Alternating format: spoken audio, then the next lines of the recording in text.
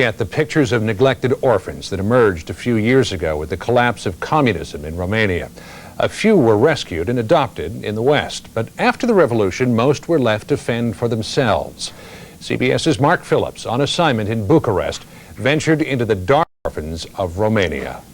Hanging around the street corners of the Romanian capital of Bucharest are some kids you may have met before, a long time ago, when they were young, but no less desperate.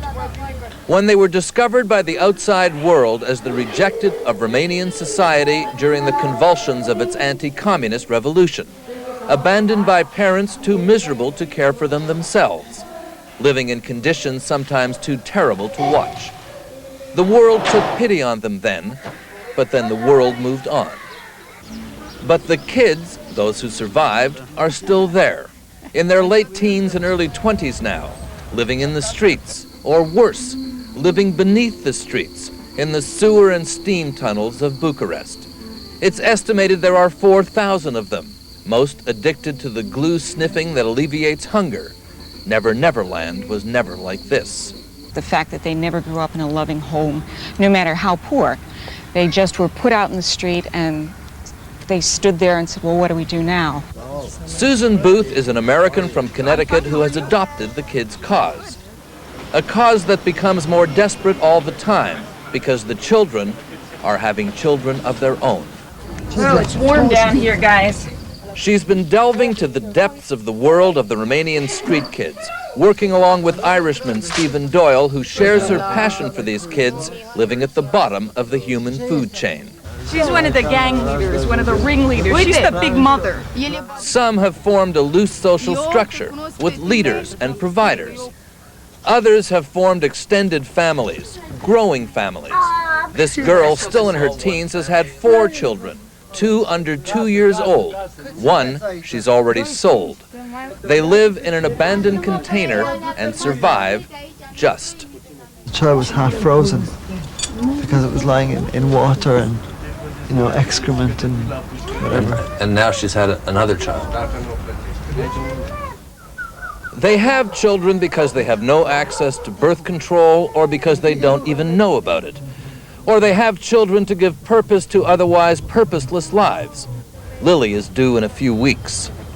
Is this a baby that you wanted to have? Yeah, I want to have. You want to have the baby? Yeah. Why? You're living in a sewer. You've been here for 2.5 years, but you want to have the baby. I like children. Look in just about any junkyard in Bucharest, and you'll find them. There's no place for a kid to get TB. Look in just about any public place, and you'll find them. How any of them survive, given where they live and what they eat, seems to defy medical science. Do you eat every day? No. You don't eat every day? No, every day. How often do you eat? I eat last night. And your baby's due in 3 weeks. Yeah. Is that enough food for a mother about to have a baby? She's not enough. Not enough. No. It's a society of children who have never really had a childhood, but who at the same time have never really grown up. A society of children who have never really had parents, who are now becoming parents themselves. This wheel of despair is taking one more turn. For the wretched street children of Romania, 2 dedicated souls are trying to bring a little hope into a world where there is none.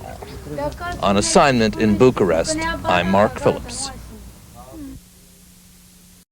Shakespeare wrote, "The evil that men do lives after them." In Romania, 10 years after the demise of Nicolae Ceausescu, the effects of his disastrous rule are still multiplying. Among them, a generation of homeless orphans now producing a new generation who live on the streets and under the streets of Bucharest.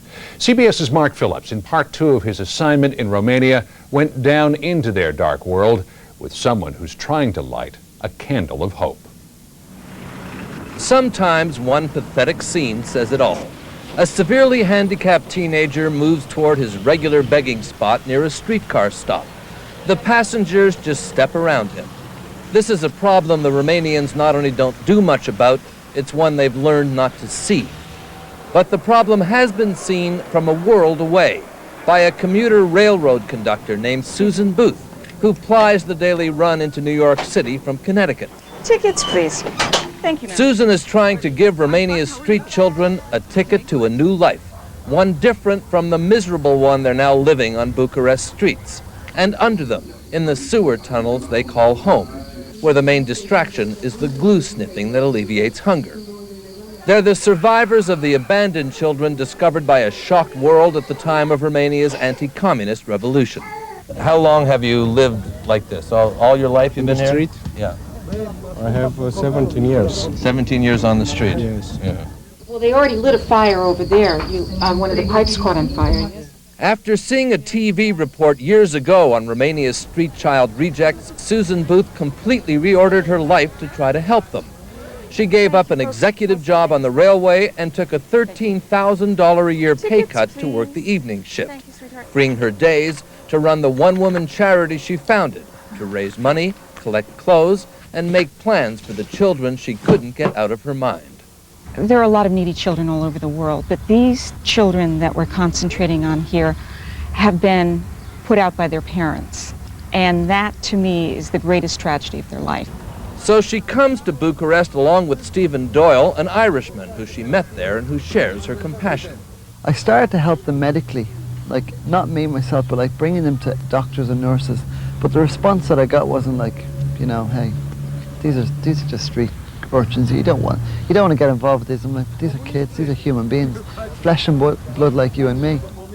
But with the arrival of a new generation of street children, the children the original children are now inevitably having, the problem is getting worse, not better. She's asked me to take him home. Why? She can't cope.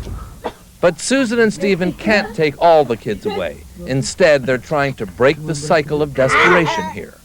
The first step is going to be a mobile soup kitchen, where we'll do the cooking, put it in the back of the van, and drive to each of the sewer locations and get these kids used to a regular meal, hopefully once a day.